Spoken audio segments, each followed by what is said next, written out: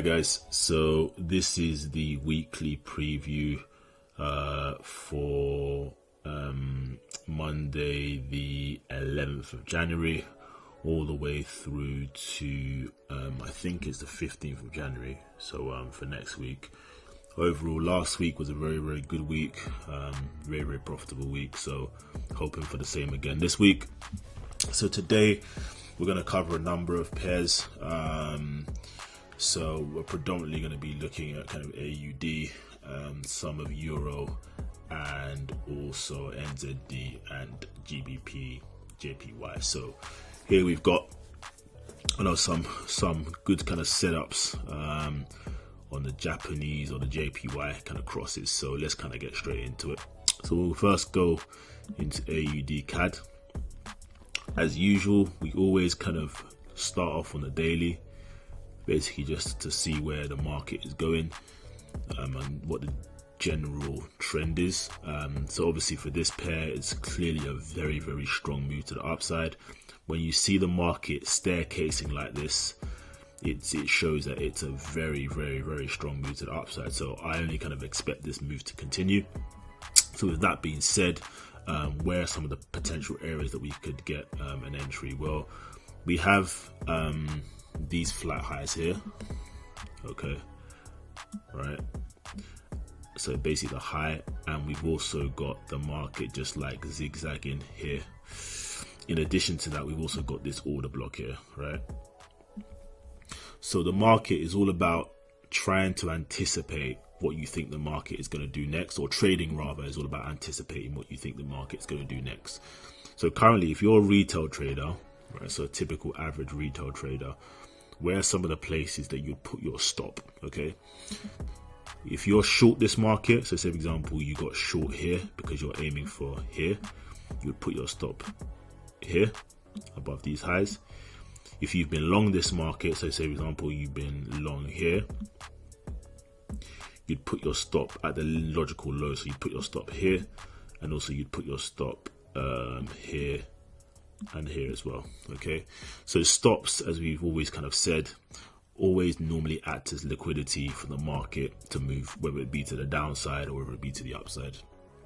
In this case, I do think we will see a further move up in AUDCAD, and I'll explain the reason why. So as I said, you have this order block here, and you've got stops resting below this. Okay, this order block, i.e. a demand zone, hasn't been touched as of yet. So what I expect to see next week on AUDCAD is a slow grind down into this area, a move back up, and then we come and take out these highs here.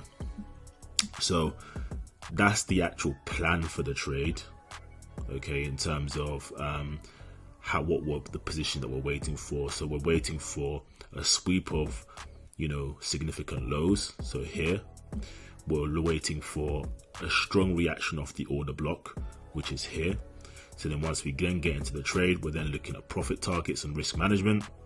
So in terms of risk management, if we spike above and hold this level, we would put our stop here, okay, which is about, I think, about a 10 to 15 pip stop. And in terms of profit targets, we would put our profit targets at the high of the range, at the flat highs, because these areas act as magnets for price. So that's what I'm looking for in AUDCAD next week. So bullish for that one. AUDNZD, again, if we look on the daily chart, very strong candle, or very strong move, getting a staircase move to the upside. So I do think we'll see this pair again give us like a strong rally into the market next week. So again, how do we think about taking a position for this particular pair? Well, if you look on the 4-hour chart or the hourly chart, okay, you have this buying climax, which was capping the market. So 1, 2, and then 3. So you can see the market failed to close above, move down again, move down again, move down again. Okay, so the market has now broken above that area, and is now starting to develop value above it. Okay, so here, so I personally think what the market is gearing up for is a breakout to the upside.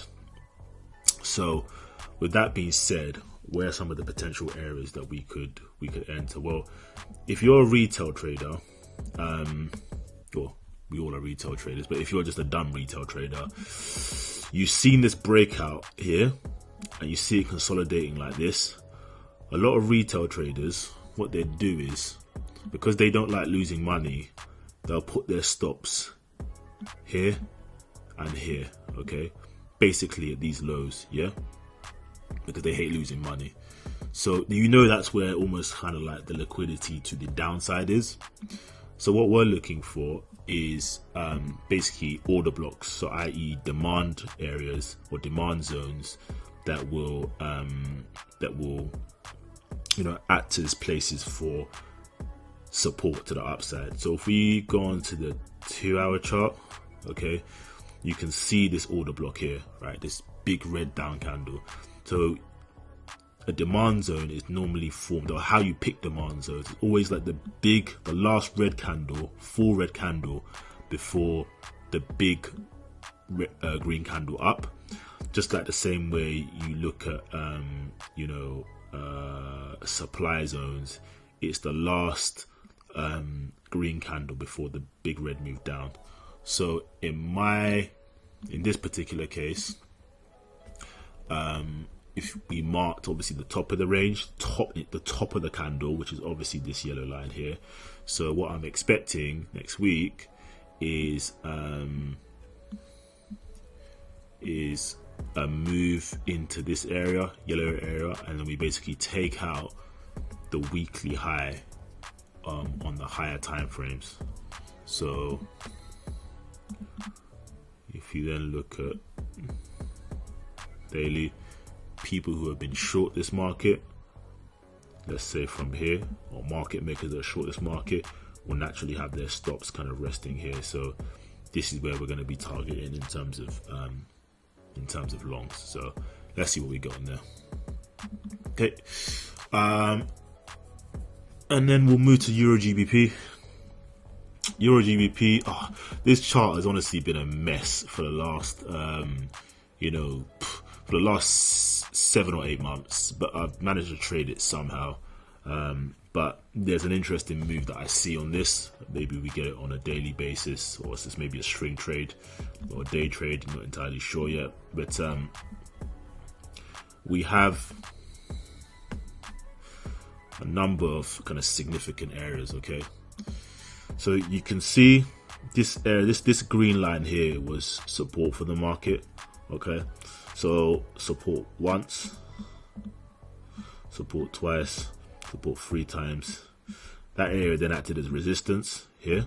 Okay, so a number of retail traders are probably looking at this, they're calling this a bear flag. Okay, and on top of that, breakout traders think that this move here is essentially consolidating to breakout to the downside, which are essentially these lows here. Okay, I personally don't think that's actually what's happening here, for a number of reasons. Firstly, we have these flat highs here, so i.e. liquidity areas where people who have been short will probably place their stops. So people who got short here place their stops here. So those areas actually haven't been tested yet. When the market, normally, from what I've seen in my experience, consolidates like this below a major support area, normally this indicates a bear trap. If it was happening up here, this would be a bull trap. So all these bull traps and bear trap, bull trap is essentially a trapping bullish buyers to the upside, and the bear trap is essentially trapping sellers to the downside. And I think that's actually what's happening here. So given that's what we think is happening in the market, so we know that what potentially could be happening here is accumulation. So accumulation of price to essentially move the price back up. So where are the potential areas that we could potentially kind of get long? So as I said, retail traders will draw this and will say, oh, this is a bear flag. okay, and they'll start adding to their short positions. Add it here, and add it to the yellow line. So what that gives us is areas for potential profit targets to the upside. Okay, so those who are long, so there's some people who think, okay, cool, this market actually may go up. So what they'll do is they'll place their stops here. Okay, so short-term liquidity is resting in this area. Okay, but you have this significant area here. Okay, so this order block is key, because this order block will act as demand, or potentially act as demand, for a move to the upside.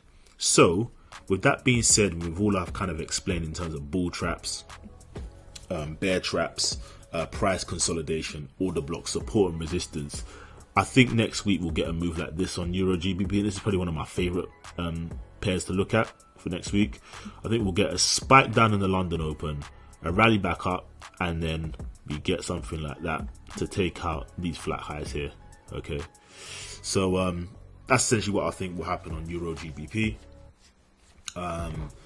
So let's kind of see where we kind of get out to. So that move is potentially looking like I think it's a pretty much a hold on, I think it's maybe 100 pips, maybe even more than that. Yeah, 95 pip move to the upside, risking about 10. So not bad. Okay, so EURJPY is a bit of an interesting one. I do think now we're actually breaking down on this particular pair for a major move to the downside. So we've essentially been consolidating for a month on this pair. So I do think we are, yeah, we're in for a big move to the downside on this. So how am I going to play this? Well, if you look on the 2-hour chart, oops, no, this is the 4-hour chart.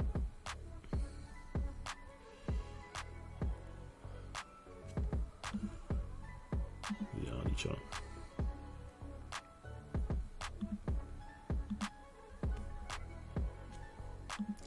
What's going on? Who knows? Anyways, if you look on the hourly chart,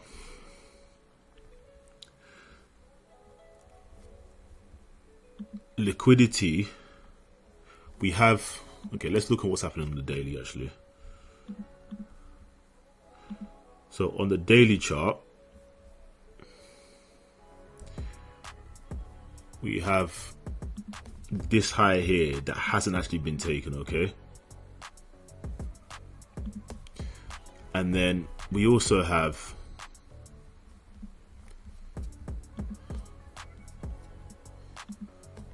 these flat highs as well, okay?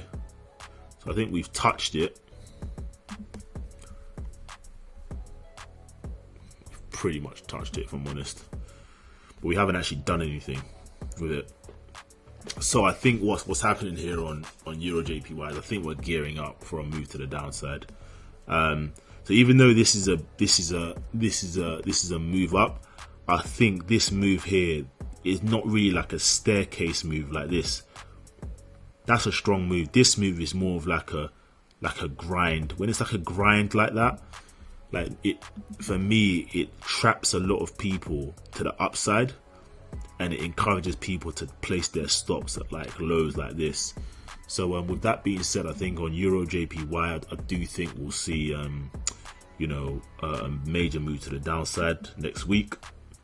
So where are some of the potential areas that we could maybe potentially get an entry? If we look on the hourly chart, or 2-hour chart, or 3-hour chart, the 3-hour, where was this thing? Can't even remember. Let's look on the hourly chart, okay?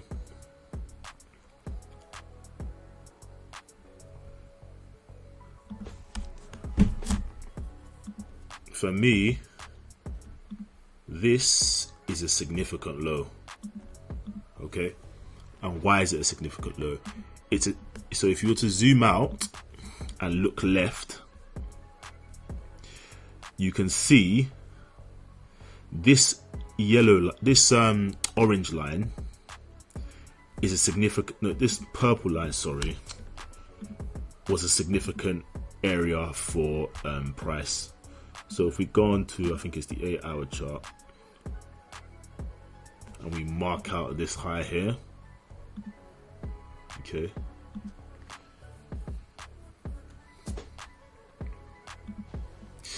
you can see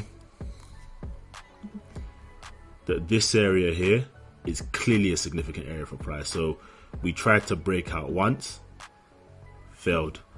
It was support, there was a resistance, resistance, resistance, broke through, acted as support, broke above, broke down, resists, and then is now broken through.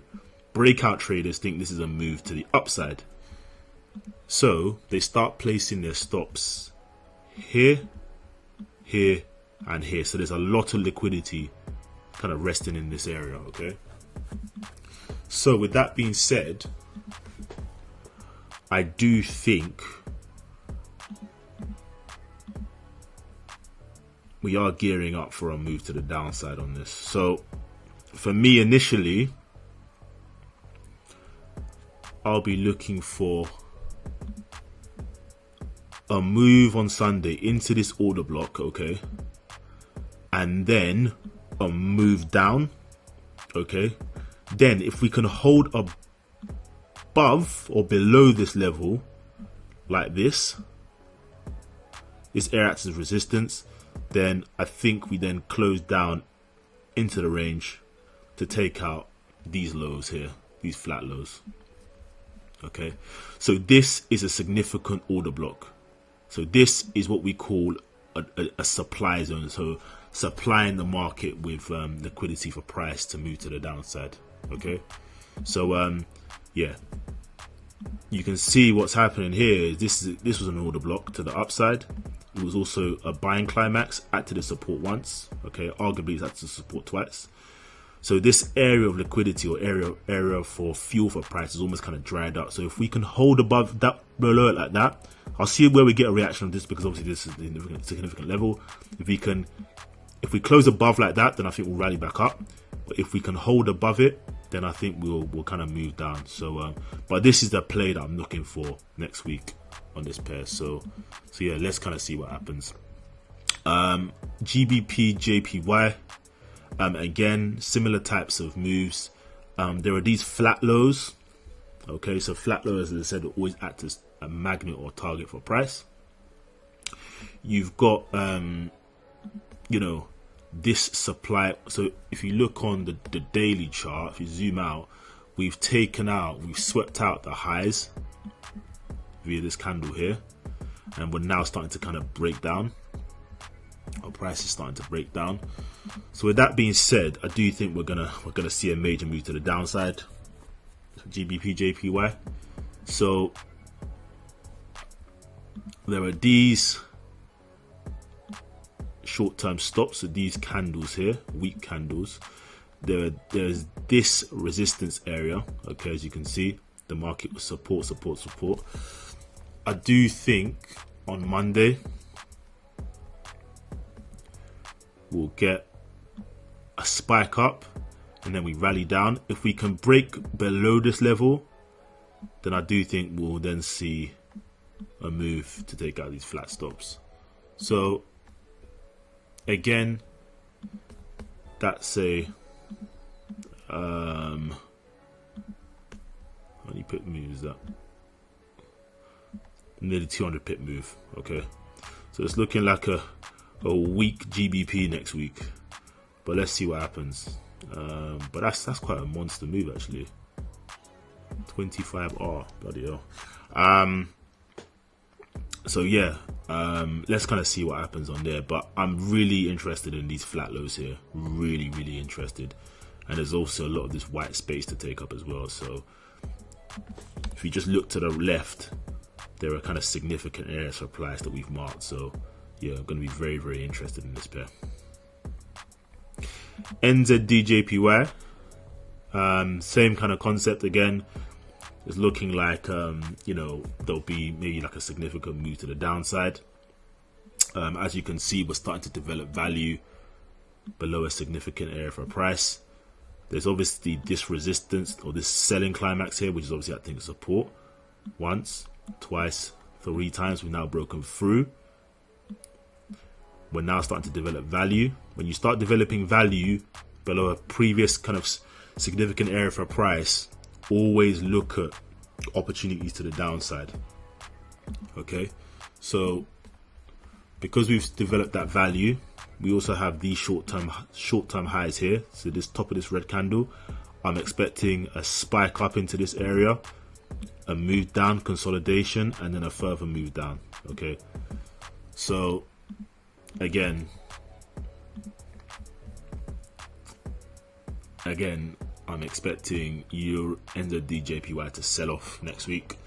NZD USD, this is an interesting one. So if we can stay below this level, I think we'll move down. Okay, if we break above, we hold, and I think we start then moving up to take out these highs. So with this one, I'm probably just going to leave it, and I'll kind of see how it plays out early next week. But yeah, those are pretty much the trade I'm looking at. As I said, the big one for me next week, I'm really interested in, or keen on rather, is EURJPY. So yeah, happy trading, and yeah, let me know if you've got any questions in the comment section. Bye bye.